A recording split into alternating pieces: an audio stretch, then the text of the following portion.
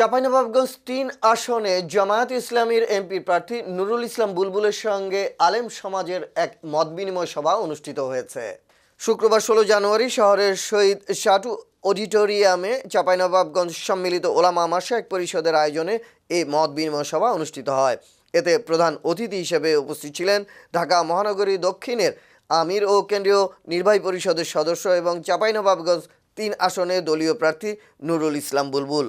চাঁপাইনবাবগঞ্জ সম্মিলিত ওলামা পরিষদের জেলা সভাপতি মাওলানা আব্দুস সবুরের সভাপতিত্বে অনুষ্ঠিত মতবিনিময় সভায় আরও উপস্থিত ছিলেন জেলা ও কেন্দ্রীয় মজলিসে শুরার সদস্য মাওলানা আবু জার গিফারি, জেলা জামায়াতের সেক্রেটারি আবু বক্কর, পৌর জামায়াতের আমির হাফেজ গোলাম রাব্বানি এবং সদর উপজেলা জামায়াতের আমির হাফেজ আব্দুল আলিম।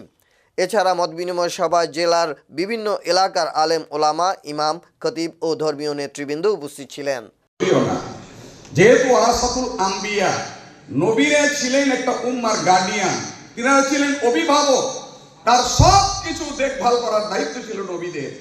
আর নবীদের আমরা হচ্ছি ওয়ারিস। তাহলে ওয়ারিসদের কাজটা কি? কেরামকে সমাজ এবং জাতিকে কার্যকরভাবে দিক নির্দেশনা দেওয়ার ঐতিহাসিক দায়িত্ব